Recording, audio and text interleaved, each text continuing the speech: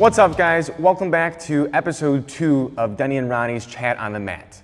It's December 30th. We're one day away from the new year. So today's episode is going to be a little bit more of a reflection on our last 365 days and what we expect moving forward for the next 365. Ronnie, how are you doing today? I'm doing great.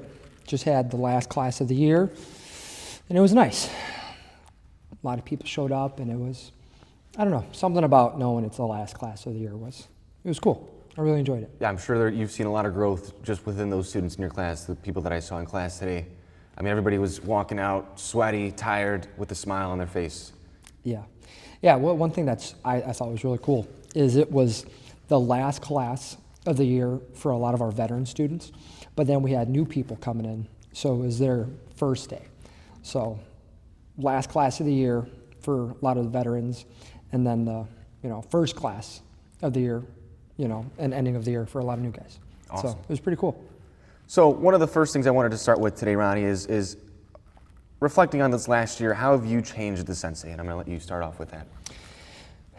Changing as a sensei, wow. Thinking back this past year, I feel like I've become, again, more self-aware and understanding of the role that I have, as not just having to show the physical moves and understanding, the physical aspect of, mixed martial arts, but being able to, relate in other aspects as well. We have a lot of people that come in here, obviously looking for self-defense, but then we have a lot of people coming in here, looking to escape other things, and being able to just relate on both ends, being able to show the physical aspect, but then being able to show the spiritual side of being a martial artist, I think has been my personal biggest growth as a sensei, going for the, kids classes and the adult classes. So that's what that's where I'm at now. Yeah, one of the things that I think is important to understand the difference between a sensei and a coach. And I forget what martial artist said it. There's a very big coach that said it, or sensei that said it. I can't remember his name off the top of my head, but he said that the difference between a sensei and a coach is a coach will teach you how to win the match, how to be a great fighter, all this and that. But a sensei will teach you how to be the best version of yourself in life and just be a martial artist, the lifestyle of a martial artist. And that's what I've started to recognize more as my role this year. Just being able to connect with the kids, being able to connect with the adults, and not just getting them to find success on the mats, but find success outside of the mats too. I've got a lot of kids that are, oh, I'm doing this at school, I'm doing great at school, I'm not doing so good at school. Well, here's how we can, if you're doing good, great, keep doing what you're doing. If we're not doing so good, here's what we could adjust, and here's what we could apply our mat chats that we've been learning this month. This is where you could apply it in your own life. So being able to recognize that's my role as a sensei for these kids, for these adults, it's just a phenomenal feeling. Yeah, being able to help, create the best version of a man, of a woman, of a child on the mats is one thing, but then helping cultivate that man, that woman, that child off the mats in their day-to-day life is one of the best feelings, and I feel like I've really cemented myself in that role. And one of my favorite things to ask some of my senior kids in some of my classes, I'll ask some of like the rookies and stuff, hey, little Billy, what does it mean to be a martial artist? And they'll go, oh, to be able to throw the best jab. Oh, that's a great answer. Hey, little Amy, what does it mean to be a martial artist? Oh, you have to have a great armbar. Yeah, you're right. That is important to be a martial artist. And then I'll go to one of my kids that has been with me for a while. I'll go, Ben, what does it mean to be a martial artist? And then, they'll go to be the best at life. And I love that, on the mats, off the mats. And the kids that have been with me for a while understand that. And then just seeing them recognize that it is a lifestyle, not just a sport. This isn't something that lasts for the fall season, for the spring season, for the summer season. This is a lifelong journey, and it's not a season-ending sport. And, understanding that and recognizing that too is, regardless the time of year, whether it's hot or whether it's cold, you conduct yourself in the highest caliber because of the teachings that are on the mat. I mean, that's awesome. Yeah, just being able to connect with people has been the biggest change. And I think just connecting with the kids and the adults is not just good for them, but it's great for us, being able to understand our students better, being able to understand what they need helps us give them what they need, you know? Yep. So like, for example, with the kids, this year alone, they've achieved exponential growth in grappling. You know, the kids from last year are completely different than the kids of this year, Yep. you know, in terms of their grappling skills. And that's simply because we took the time to slow down and recognize, what do these students need? You know, where are they the weakest at? Where's the weakest link? Yep. You know, they've got phenomenal punches, they've got phenomenal kicks. Where do they need adjustment? Absolutely. And it was in the grappling department. And we've made that adjustment for the kids, and for the adults, we're starting to implement that adjustment too. And it's you know, we're showing some growth with that in the kids. Yeah, it's evident, you know, the growth in the kids grappling just by the grappling games, the tournaments that we've held this year. Seeing, you know, the dojo packed full of kids and their whole family showing up, you know, as we host, you know, in-house victory grappling tournament. Seeing the levels, you know, that they're at and their skill and their caliber, I mean, that's amazing. And then going back to understanding the needs of your students, you know, if I know, you know, my students need to be stronger in this aspect, I'm going to grow, you know, in as a sensei and as a man, because I'm going to have to make sure I sure up on whatever that is and make sure I grow so I'm able to meet those needs. And again, be not the best coach, but be the best sensei and mentor. So understanding the needs of the people that we're teaching only helps us become better. That's what it is. See, that's the thing that I always think about leaders and teachers and senseis, whatever it might be, whatever leadership position you have. It's tough as a student to try to listen to the words coming out of your instructor, out of your coach, out of your sensei, when they're not living it themselves. Yep. You know, I'd hate to have a sensei that was like, oh, you got to be confident, you got to do your best, and them not be what they're speaking. You know, at my college, at my university, I've got business classes, I've got psych classes. Some of those instructors, they don't even show up on time. You know, they don't go in, they don't show up, they don't do their job. You know, they don't act on what they speak. Yep. You know, the business professors, you know, they're not rich. They're teaching you about marketing and all this stuff, but they're not applying that in their own ways. You know, I think that's why, as a sensei, it's really important that we not only understand our role, we understand what we're teaching, but we also apply have the wisdom to apply that in our own lives and be not just lead with our words, but lead by example. Yeah, we have to lead a life and, you know, walk the path that we know we would, you know, our students will follow. And then we have to think of ourselves, okay, this is the path that I'm walking. If I was a student, would I want to follow? You know, am I carrying myself to the caliber on and off the mats that is going to show the people that I'm teaching that I care enough about the words that I'm telling them to then go live it myself?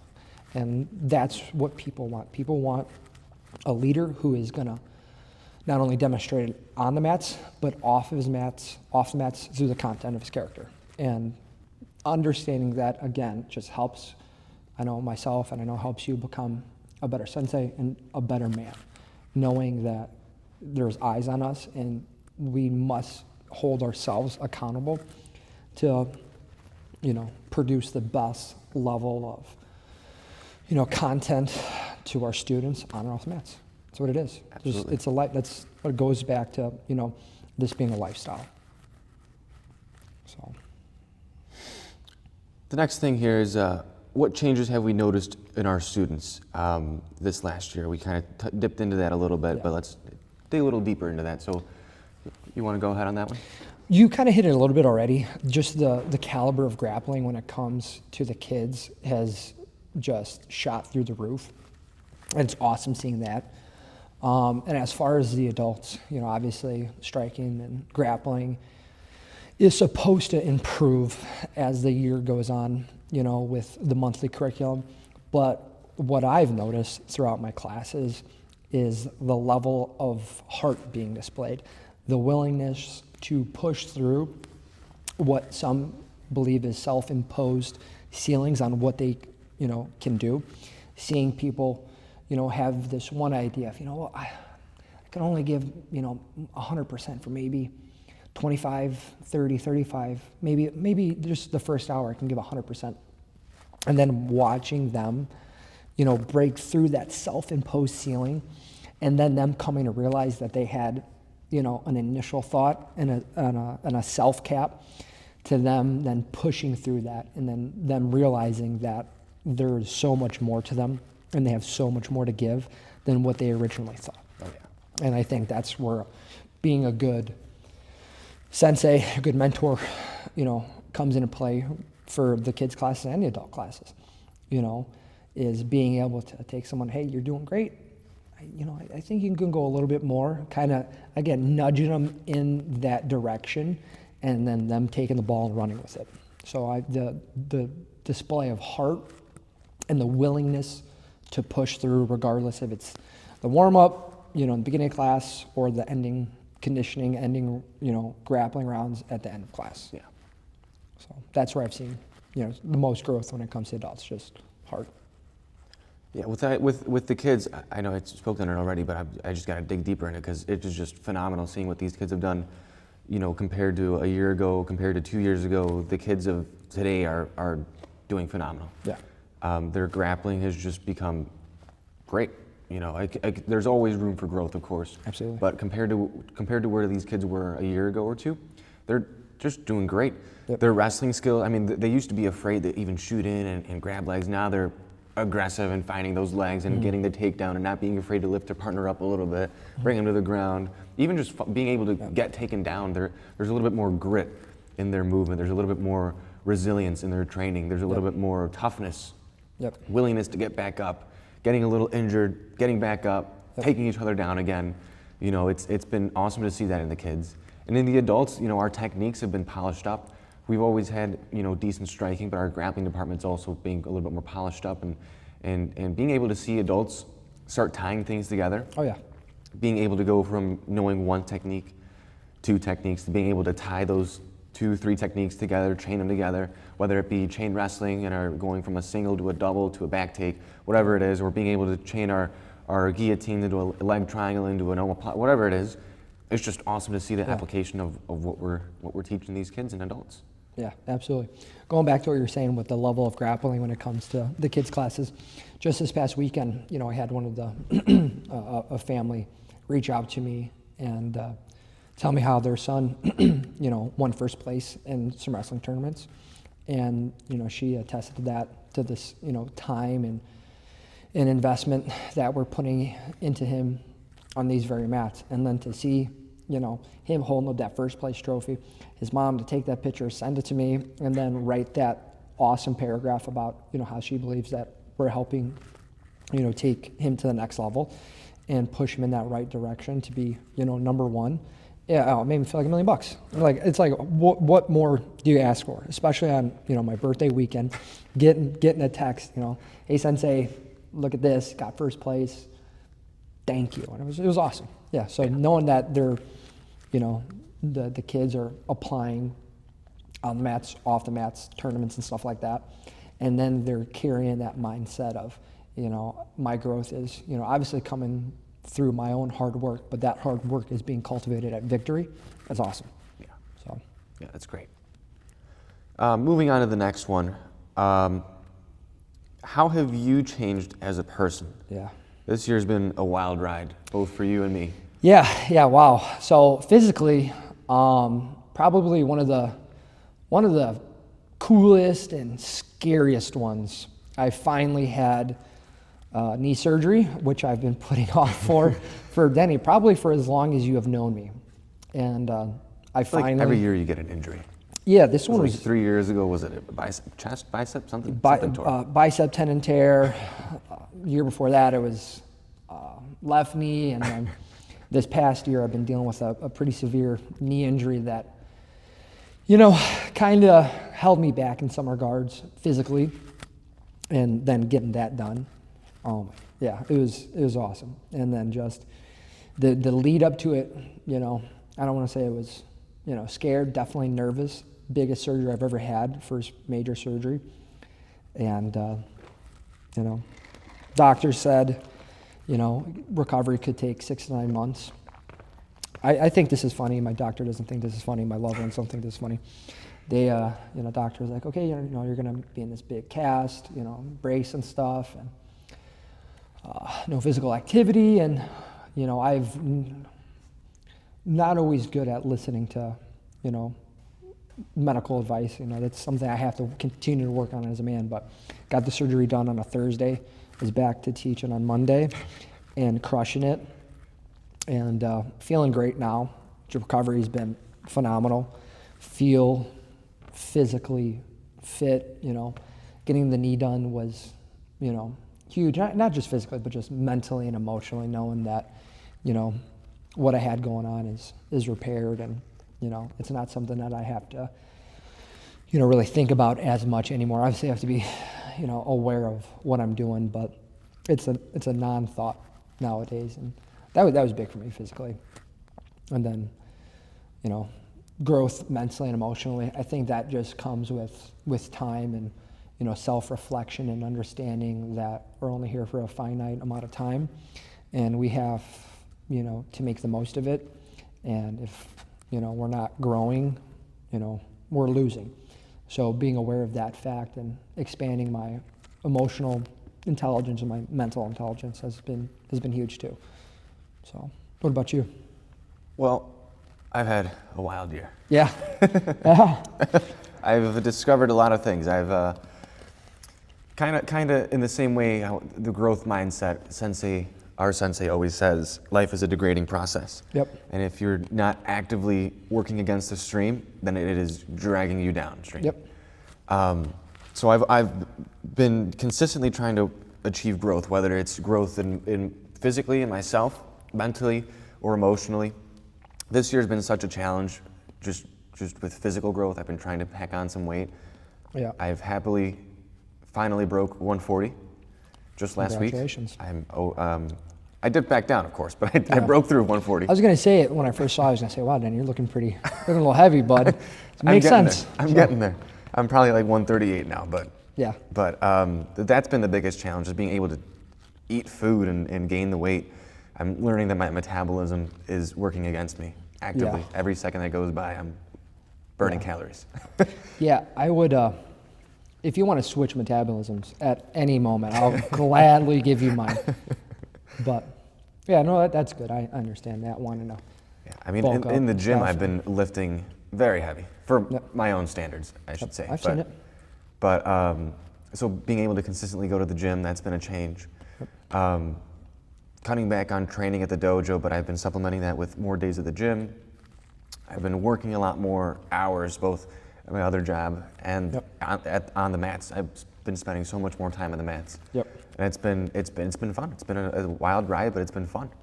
That and just in a personal way, I've also been learning how to slow down. Yep. Because every day of my life is go, go, go, pedal to the metal. Yeah. So learning how to slow down every once in a while, even in speaking, being able to take a breath, slow down, smell the roses, and being able to enjoy life.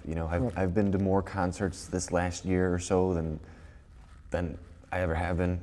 I've seen Metallica. I finally lived up to my dream of seeing Metallica live. Yeah. It's been a wild year of personal growth, physical, mental, and emotional growth. Yeah. Yeah, I think so. Obviously, I've seen, some bands and stuff live, but this year, going back to the concert thing, this is the one year that I've truly been to a couple concerts and seen some of my favorite artists play, and I think I was there for, or we were together in a way for every single one of those concerts. One at the beginning of the year, seeing Metallica, and then seeing obviously the greatest band of all time, Creed, live was That was an interesting night. Creed, and I'll fight that hill, is hands down the greatest band of all time. And it was a wonderful night. Got to spend it with people I really, really, really love and care about. And you're one of them. But it has been a wild ride. It has, ups, downs, peaks, valleys, but myself coming to the realization that everything happens for a very specific reason. You may think that the bad things happen, for, no reason, but the understanding of every perceived negative event has two outcomes. Either that negative circumstance breaks you, or you rise to the occasion and you use that, to further yourself and fuel yourself to become a better man, and in turn become a better mentor and sensei, and the ability to relate and pass on wisdom from problems that you've had to deal with and you've had to overcome. That's what it is. And having that understanding this year has helped me a lot, aside from the cool concerts, the knee surgery, stuff like that. Is understanding that circumstances are circumstantial, and that, either fuels you or breaks you. Yeah, there are people. I think I'm of the belief and opinion that people have a choice. Yeah. No matter what happens to you in life, you have a choice of what that will do to you. Yeah. No matter what it is, no matter how bad it is, no matter how good it is, you have a choice. And it could be the best thing, that you could win the lottery. Yep. And it's your choice what happens to you after that. Yep. Is that going to make or break you? Yep. Is you losing a loved one going to make or break you? I mean, there's a lot of people that simple inconveniences, getting a flat tire on the road is going to destroy their lives because this minor inconvenience is taking control of them. People always have a choice. I'm all for the soft, humanistic perspective of psychology and philosophy, Yeah. but at the end of the day, it's a choice whether you rise to the occasion or you let it crumble you and drag you down. Absolutely. There's a there's a quote somebody has that talks about being the strongest man at your loved one's funeral, and I think that's powerful, and I think that's what everyone should strive for. Obviously, you have to have certain emotional things happen to you, but I think cultivating yourself as the best man or woman possible during a crisis like that, where you're in a room full of mournful loved ones, for them to be able to look at you and understand that you're the strongest person in the room, and understand, regardless of what it is, a loss of a family member, a flat tire, they got your Chipotle order wrong, that you are the strongest, mentally, emotionally, spiritually, maybe physically person in the room, and that during this time of need and crisis that people can come to you, and seek guidance and seek strength. I think that's what everyone should strive for. Yeah. Getting to that point. Obviously, might not always be the easiest thing, but I think that's, it should be an underlying thought in our daily process of what is going to make me the best possible version for when the negative events do happen. And I tell the students, I'm like, there is going to be crisis. There is going to be, something bad that happens. It breaks my heart to tell you guys this, but it is the absolute truth. I know you're probably not going to hear this a lot of other places. That's why I have to be the one to tell you. There is going to be a loss of a loved one. There is going to be something bad that happens to you. Now you have the choice to either let that break you or let that fuel you. And yeah, I fully believe that. Being the strongest person in the room, especially in a time of need, especially surrounded by people that you love and that people that love you. Yeah. People are a product of their environment, and that environment will shape who you are, and what you choose to do in that environment will shape who you are. Yep. People, there's this influencer that I listen to, Gary Vaynerchuk, he's an entrepreneur, but he says that, as funny as it sounds, America is soft because we've had so many consecutive decades of prosperity as a country and as a society that the kids of today don't understand the grit, the resilience that it takes to, they don't understand what life is all about. Life is about peaks and valleys, like you said earlier. It's about, getting your hands dirty when things get tough, being able to be resilient when things get tough. Things are going to happen. Life isn't, all sunshine and rainbows. It's going to be cloudy every once in a while. It's going to be rainy. It's going to thunderstorm. You're going to have a tornado every once in a while, and you got to know how to address it. Yep. And that's one thing that we're missing, both in adults and kids, is just being able to handle things. My generation, and I think maybe yours, has this little thing where it's like you're well into your 20s and your mom is still making your doctor's appointment because you're not able and willing to make a phone call. Which I think is funny, but at the same time it's scary, because sad. We need to be able to handle these things, and it's just comes down to a choice. What choices do we make?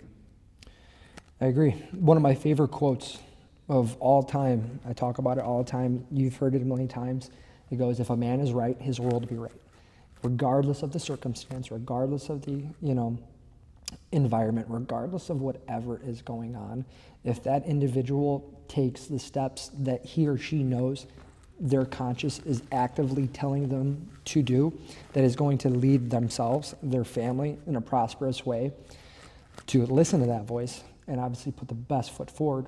But, yeah, I don't know if it's what it is, society, media, I don't know what the causation of the overall softness is, but it's saddening in a way to see, the inabilities of, our generation, and, just the, again, it comes down to just softness. That's the best way I can put it. Unwilling to do the work to obtain, a higher state of life and a higher quality of life. It's super sad. So,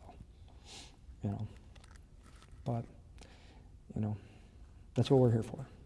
Help guide young, old in that direction of hard work, consistency, not only physical growth, mental, emotional, spiritual growth. You have those things, you are going to be a rock solid individual regardless of what life has to throw at you, regardless of if it's, again, having to make your own doctor's appointment, or a major tragedy.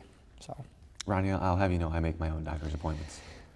you kind of hit it close to home with that one, but luckily I did make this surgery. I set up, everything by myself for the knee and stuff. So, I did all the follow-ups myself too. They made it easy for that, but, I grew there as an individual, so. But yeah, it's funny. I was telling one of my kids' class a couple weeks ago, I was kind of giving them the talking to that we give to students every once in a while. We're martial artists. Yes, we're learning all these moves, how to punch, how to kick, how to choke somebody out. But the moment you use these moves to harm somebody else, that is the minute I stop teaching you as a sensei, because that's just not what we do as martial artists. Yeah. And I was telling them, we're learning all these moves as not just tools for our tool belt, Yep. as a carpenter or mechanic or whatever, for your toolbox. Yep. But also because we're trying to be warriors in a garden, Yep. and not gardeners in a war. Absolutely. We're trying to be prepared for when, not if, but when things get bad. 100%. And we don't want to be underprepared when things do get bad. Absolutely.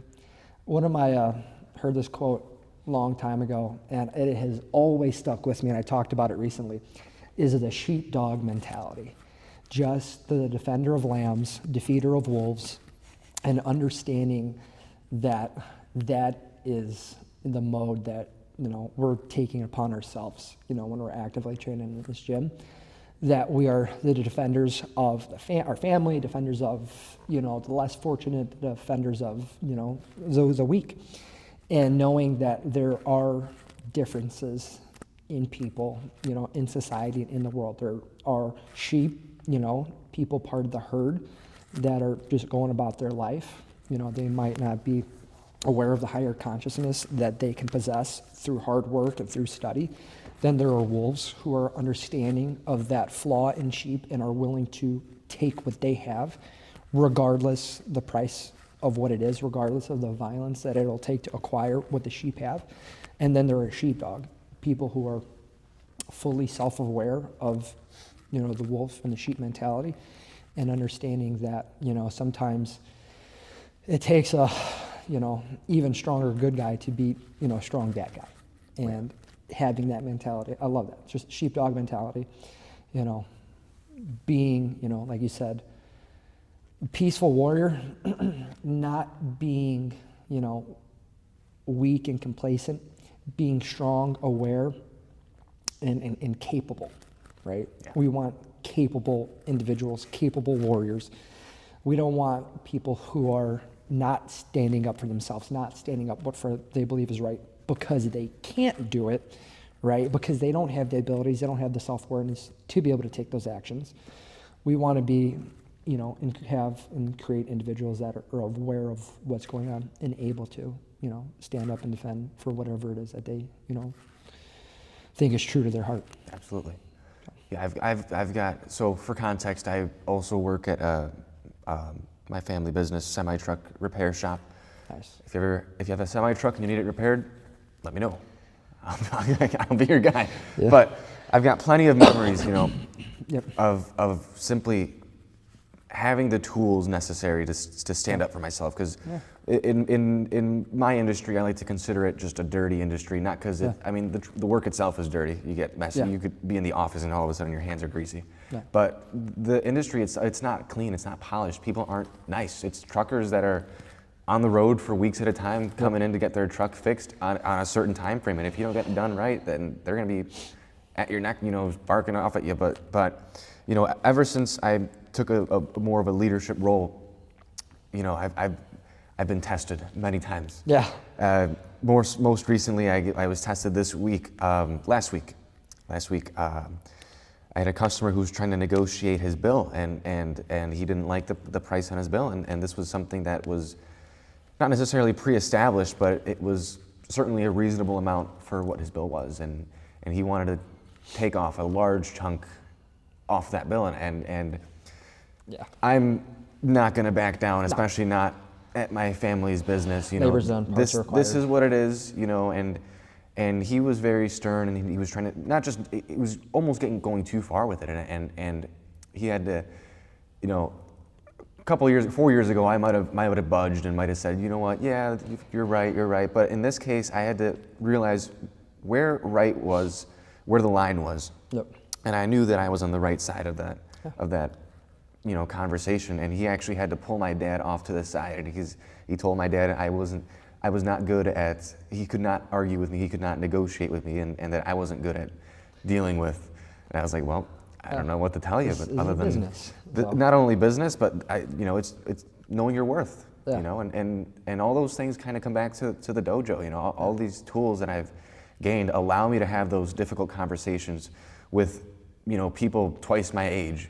For sure. Being with people with that many years more of experience in life, and if I didn't have those tools on my belt, I would definitely crumble under that pressure. Yeah, I love that. And I totally relate to everything you just said. And then just the self-awareness to be, just out in life, spending time with my loved ones at a restaurant or somewhere. And then just seeing people conduct themselves in a very low manner, wanting to cause problems, wanting to start altercations, wanting to spread the negativity that they have inside themselves because they know they're not listening to their conscious and they're being their lesser form, and just understanding that, I don't care what they say. There's nothing that someone is gonna, say that is gonna, make me less than the man that I am. Yeah. And that again was created on these very mats. It's like, okay, you're yelling now? I thought we were men. Why are you yelling? You can't express your emotions. If you can't, I know a place where you can learn to control and express those emotions properly. Victor MMA, you come in, step on the mats, treat you like anybody else. And then just the situational awareness that training for all these years has created in me, just watching people's mannerisms, watching the inflection of their voice, how they carry themselves, that has been a big help. And then, I work in a similar industry to you, Denny, outside of the dojo as well, except with giant semis, I work with motorcycles in the repair world. And believe it or not, people love their motorcycles more than they love a lot of things in some cases. And, with that high level of emotional attachment to something, sometimes people don't always, again, act in the highest caliber and act, as a man should. And just like you said, the years of being on these mats, the years of teaching literally a million different professions, a million different backgrounds, being with people that are younger than me, my age, far older than me, has led to communication skills outside of the dojo that I can only attest to being built inside, these walls and on these mats. And I'm a hugger nowadays, Denny, especially at work. I'll get a disgruntled guy, something that, I didn't do, or just upset, something happened outside.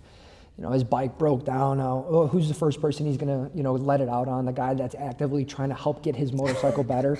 It's like sir, I get it. You know, your flywheel, you know, just, you know, blew up on you, and your heads are leaking, you know. Your clutch is shot. No, sir, I'm sorry. It's a 2024. You know, Harley Davidson warranty doesn't cover clutches anymore. I apologize. I understand that you're mad at me. Okay, now you're raising your voice. Well, let me stand up. Let me get outside my desk. Not in a violent. Come here, give me a hug. I know. I wish Harley warranty covered clutches too. This is, yeah, a little bit tighter, man. Oh, okay. And then that's how it goes nowadays. Give them a hug, and you know, try to be understanding of the situation, and anything can be fixed. You know, obviously, might cost, you know, a little bit of money, but you know, there's no need to actively take it out on the people that are trying to help you. You know, and you know, seeing how different people handle different situations is always funny. You know, I like to think I'm the cool, calm, and collected one, and again, got that from here. You know, so that's always fun. But yeah, or no, we can't, you know, install, you know, a big bore kit, you know, while you wait on a Saturday and you want to get it done in 2 hours. I'm sorry, sir. It's just not humanly possible. Okay, give me a hug. Give me a hug. Okay, do you know what I do? Do you know what I do outside here, sir? Well, yeah, look at the ears, you know. Look at the ears. Ask my other guy. Ask the other coworker. Tell him what I do. But it's just fun stuff like that. So. I think another thing that kind of goes in hand with it is this kind of conversation about consequences. Yeah. You know, at school this one time, this had to be like a month or so ago, wildest thing I've seen at school. I've seen a lot of wild things at school, you know, going to community college and stuff. You tend to see some wild things around here. Yep. But I was sitting in the cafeteria just trying to enjoy a meal, and there's a group of people in front of me, and it must have been some sort of romantic argument, I would assume. Nice. But the girl just took her fries, and keep in mind, fries are not cheap at that school. They're like $6-7 for a little basket of fries. Wow. Took the whole basket of fries and chucked it at this dude. Fries went everywhere. It was wild. And I mean, he started getting in her face. I almost thought I was gonna have to step in. Thankfully, awesome. I did not have to. That was awesome. But it was just like, how are people doing these things? And then nothing happened. Nobody cleaned up the fries. Nothing. No security. No. I mean, that was a physical altercation. That, you know, it was escalated to a physical level. I mean, they were screaming beforehand, and then it escalated. It's just no consequences. There was nothing that happened. It's just everybody went their own way. You know, it was just wild to witness the buildup. It was wild to witness the altercation, and then nothing. Yeah, I think the biggest crime of that story was the $7 basket of fries. I was so mad. Communistic, and that is not right in my eyes. Second biggest thing is the lack of self-awareness on both parties. You know, I can relate, you know, myself in that story to the other man, you know, that got the fries thrown at his face. He should have been intelligent enough, have enough emotional intelligence and wherewithal to understand what was going on, to de-escalate or to remove himself from that situation, right?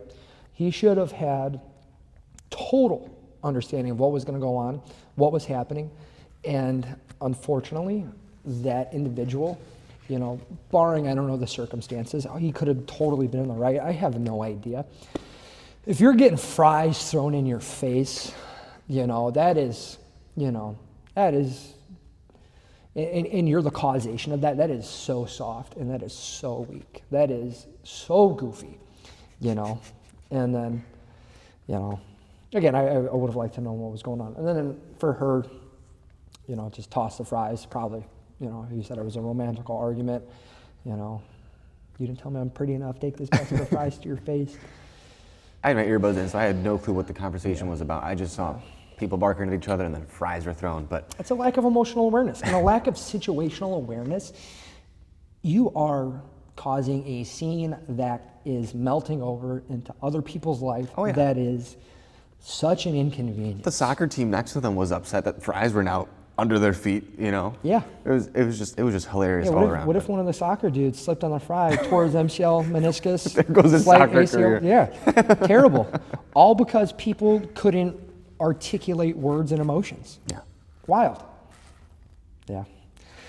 Yeah, I see it a lot in my industry, you know, and again, I've seen a lot of wild things over the years, through many different experiences, many different places, just the lack of emotional intelligence, but just the lack of self-awareness.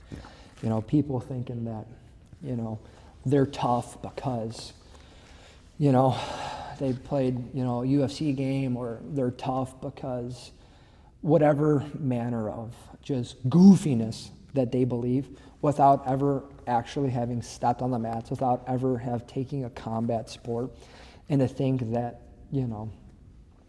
they have this strength because, oh, I see red when, I get mad, I'm just going to come at you. I'm like, oh. We'll see how that goes. Cool. I mean, can we have your buddy record it real quick? Because this is going to be pretty cool what I'm about to do to you. And it's just like, are you serious? It's like, you're gonna stoop to such a level where you're causing, a scene unnecessarily. Obviously, there is time to take up, arms and take up defense. There are situations that absolutely call. Yeah. But it's like 1% of the time. Yeah, it is. It is a very small percentage, but most of the time it's lack of self-awareness, lack of emotional control. People, egos get in the way, and it's just like, well, you know what? To people that have been through the fire, to people that have, that actively better themselves on a daily basis, we look at individuals like you and we go, yeah, that guy's goofy. That dude's weak. That dude is soft. That is a, just a broken individual that needs someone to guide them, that probably needs a mentor more than anybody right now, and they are too, just unaware that in that moment, that's what they need. Yeah. So. It comes down to accountability, I think. Yeah, it's just kind of self-awareness too. It's just being able to recognize what you're doing and how you're affecting not just yourself, but the people around you. Yeah. Nobody wants to be around a negative Nancy. Nobody wants to be around a Karen. Nobody wants to be surrounded by this person that is just a negative source of energy. Nobody wants to be around a liability. That too. Liability is, if I for some reason took a different path, or for some reason I was out with my family, with my loved ones, the person that I care most about at the moment, and I thought I was a liability to them, to their safety, to their mental, emotional, physical, spiritual health, I would feel less than a man. Yeah. And I think that feeling has gone away. There's a lack of consequences for being, the man that you need and the man that your people need. And yeah, last thing I want to be to my people is a liability in any regards. So. And I think that goes for all ages too. I know adults like to say, oh, kids these days have it easy, kids these days in their technology. But I've seen a fair share of, grown adults having issues with their emotions. I've seen my fair share of young kids having emotional issues. It goes, it's beyond age, it's beyond, it's just self-awareness, it's accountability, being able to recognize that. Yeah, wrong mindset's being preached and taught nowadays, and it, I think it's disgusting.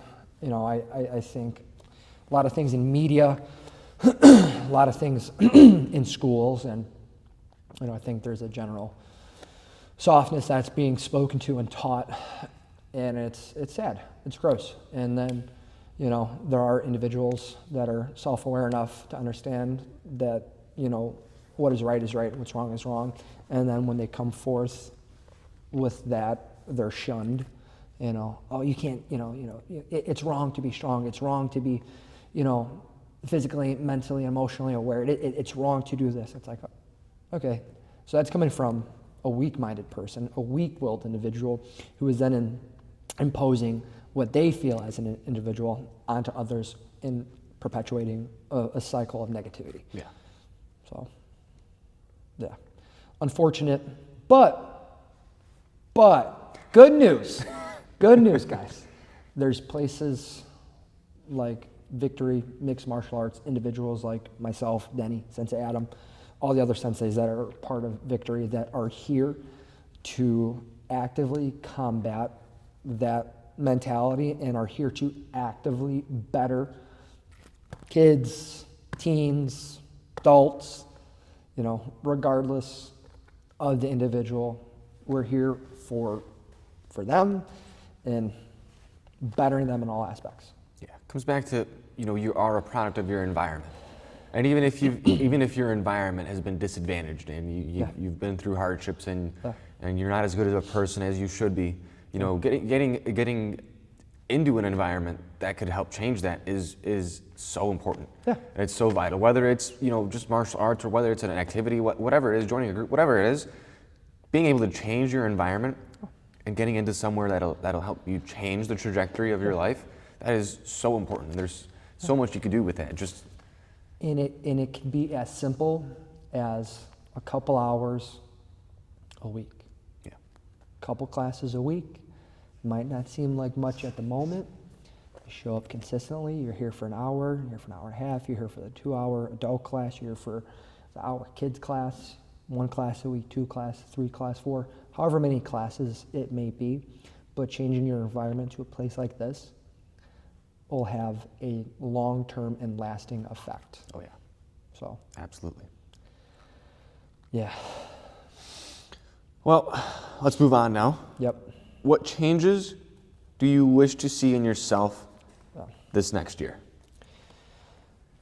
I want to get jackeder, Denny. I know that's hard for you to believe. I know it's hard for a lot of people to believe, but I want to get muscles on top of muscles. Yeah. And maybe some more tattoos. But now that, road to recovery is going good physically with the knees and stuff, I would like to become, the highest caliber of athlete that, I can be. I'd like to retain that physique I had early in my career. And then the nonstop, internal growth, Again, I've said it a million times, and I'm going to continue to say it. The mental, emotional, and then spiritual growth. I want to consistently expand upon those things and never stop. Yeah. And then when it comes to the martial arts skills, obviously, I never want my striking to dull, and I only want to continue to hone the grappling. So, continue physical health, internal well-being, and then the physical skills of being a well-rounded martial artist in all aspects. Standing on the ground, on a cage, when I have someone up in the air, whatever that position's called, when I actively have someone there, I want to be the best at that, in all aspects, So maybe grow a longer beard, we'll see, who knows. What's that ref called? I forgot his name. Yeah, Mike Beltran. Yeah. Yeah, it's my guy. Instantly knew that. Not even a second. Mike Beltran. I don't know. Might be some individuals that contest having the long beard in my life, but fight me about it, right? What are you going to do about it? What are you going to do about it? Oh, you're going to hold on to my beard? Okay, well, now you actively lose a hand. You're holding on to my beard. You're bringing my face closer, and left hand. Oh, you're holding it with your other hand? Okay, cool. Right hand. Whatever. Make for a cool video. But yeah, continual growth, all aspects of life. Trying to obtain a higher frequency of life, that starts in the morning, that ends in the night, and being able to pass that frequency on to the people that I care most about, and even strangers. Just living a life that isn't envious, but living a life that people would like to mirror and that people admire, and being that man. Being, again, that man when I step in a room, people go, hey, Sensei Ronnie's here, time to be the best. Walk in a room, family, cousin Ronnie here, brother Ronnie's here, uncle Ronnie's here, it's time to make sure, I conduct myself in a manner that, would make him proud through the efforts that he's taken to make himself proud. One of my biggest fears in life, Ronnie, is regret. Yeah, for sure. And I can't fathom the idea of getting to my deathbed, 85, 90, whatever it might be. Probably by then we'll be able to get to 125 or something, hopefully. Yeah. If all goes well. Yeah. But whenever we get there, that's like my biggest fear of looking back on my life and saying, Yeah. I didn't do what I wanted to do. 100%. I didn't achieve what I wanted to achieve. Yep. I didn't become the person I hoped I would be. Yeah. And every day I live with that in my mind. It's always there. It's always, am I being the person that when I'm that old and I reflect, that I would like to be, you know, and that's kind of what drives me to implement change. That's what drives me to you know, be consistent with my habits. So this next year, I really want to gain the weight. I really want to be able to get to 150, pure muscle, still shredded, 4% body fat like I usually am. Jacked and tan. And just being able to see myself, you know, accomplish my vision of how I want to look at myself and how I want to look, and like you said, keep growing consistently in physical, mental, and emotional aspects, but also as a sensei, as a leader. You know, these last couple of weeks, I've had a handful of not just parents but kids that are coming up to me like, hey, I look up to you. I want to do what you do, and I want to be like you. And parents are thanking me for what I do for their kids. And you know, it's a little selfish, but I want more of that. Absolutely. I want to be that you know, leader for the kids. I want to be somebody that kids are able to look up to, and I think that's a goal, that's a vision that when I get to my deathbed and I'm taking my dying breath, I'll be able to look back and say, I did it. I did what I want to do. I became the person that I wanted to be. That's awesome. Yeah, I love that. I love the thought that there's a cool quote, regret should be our daily outline. We should, you know, wake up in the morning, understand the actions that we took the day before, what do we regret about that, and then start the removal process. And, you know, I feel the same. You know, we only have a finite amount of time, like I said, and we never know when that, you know, time will come where it's, you know, we've had our last birthday, we've took our last breath, we've taught our last class, we've thrown our last jab, we took our last ride on our motorcycles, and that is ultimately going to come for us, and that is an absolute. And now what we do with the time that we have, you know, from now until when that happens is extremely important. It's an extremely special. And being able to have the recognition and understanding that, you know, one day this is going to be all over. You know, one day, you know, I hopefully, you know, be in bed surrounded by my loved ones, you know, and understanding that I led a life of a man, of a mentor, of a warrior, of the sheepdog, of an individual that people would strive to be like in their daily life. That's what I want. And I mean, that's it, you know. Again, another cool quote is finding the cure to what ails you the most and giving that back to the world. You know, it's a daily process of, you know, self-enlightenment and self-betterment. Not to selfishly hold on to that thought, but to, you know, benevolently give that to the people that you care about. And, you know, maybe people you don't even care about. Maybe it's a complete stranger passing on that wisdom that you've learned. And another part of regret is, you know, that's why I can't pass up a great deal on Facebook Marketplace for a motorcycle that doesn't run. Again, I don't want to be, you know, on my deathbed thinking about, man, I should have saved that $1,200. You know, I wish I didn't buy that bike. You know, I have to. I'm a home for abused or I'm a refuge for abused and broken motorcycles. And you know what? That's my calling too. That and sensei and mentor, and you know what? Life is good right now. Yeah. So, yeah, regret should be our daily outline. A lot of people think it's a building process. Oh, I'm gonna add this in 2025. I'm gonna add that in 2025. I'm gonna do this. I'm gonna do that, and it's stack. When in reality, you know, from a young age, you know, hopefully most people, you know right from wrong, and instead of, you know, actively building, it should be a removal process. It should be, this is what I'm not going to do. This is not how I'm going to conduct myself. It should be a removal process instead of, you know, slapping a, you know, coat of paint on, you know, a crumbling wall, you know. So, but yeah. What changes do you wish to see in your students this next year then? Yeah, again, just continual growth. You know, all aspects of martial artists. I want, you know, to have just a group of absolute savage strikers. I want to have a group of just absolute savage grapplers. I want our students, both young, old, big, and small, to be able to confidently and competently defend, you know, be offensive on the feet, striking, hands, knees, elbows, so on and so forth, and then be able to take, you know, an individual into extremely deep waters on the mats. And then, again, I want to see that caliber of heart just continuously increase through 2025. The understanding that, you know, we are more than what we are in the moment, and the only way to obtain that is through not self-imposed ceilings, but through, you know, self-imposed hard work and grit. Yeah.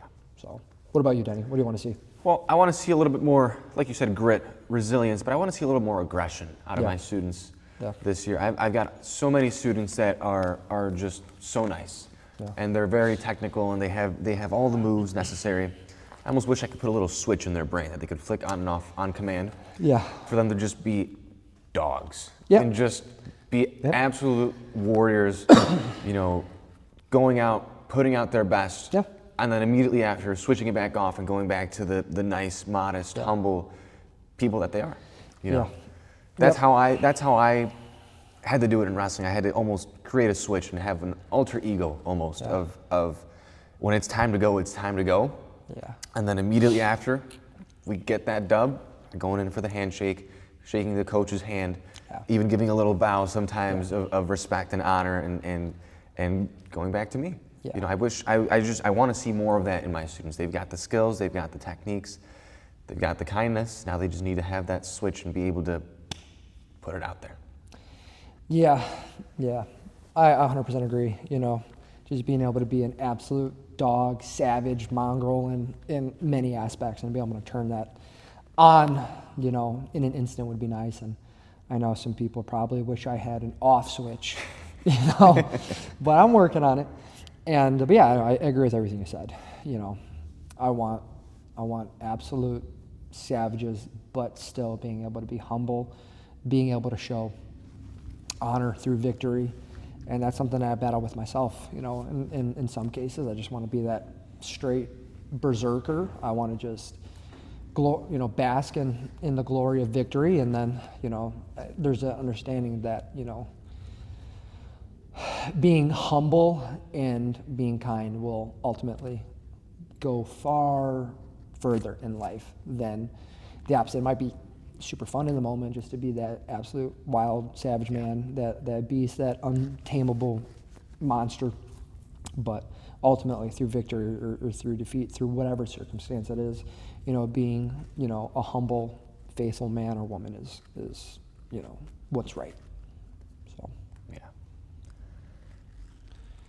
So not too much longer. New Year's going to start, and I don't know, it's going to be good. It'll be a nice year. Another year, a good year, I think. It'll be a good year of growth. Yeah, yep, all aspects of life, and hopefully, you know, growth in my collection of motorcycles. Really banking on that. Really hoping that goes as planned, but we shall see. Hoping for some really nice riding weather this year. I'm hoping to. Now that I've got my motorcycle license. I got a new riding buddy, so that'll be fun. You know, I don't know if we should ride together, you know, right away. I think our styles of riding might be different. I think my style of riding compared to the general populace might be a little bit different. But I do get to places on time, even if I do leave my house 15, 20 minutes late. That's all that matters. That's all I'm going to say about that. We hear you coming a mile running. It's cool though. Just blasting through gears, and you know, there's something magical, Denny, when this beard, you know, I know it's nice and tamed right now, and the hair's looking good, even though I just taught, you know, for the past 4 hours. Something happens when the hair's blown back and the beard's blown back from riding in the wind, you know, going the speed limit, you know.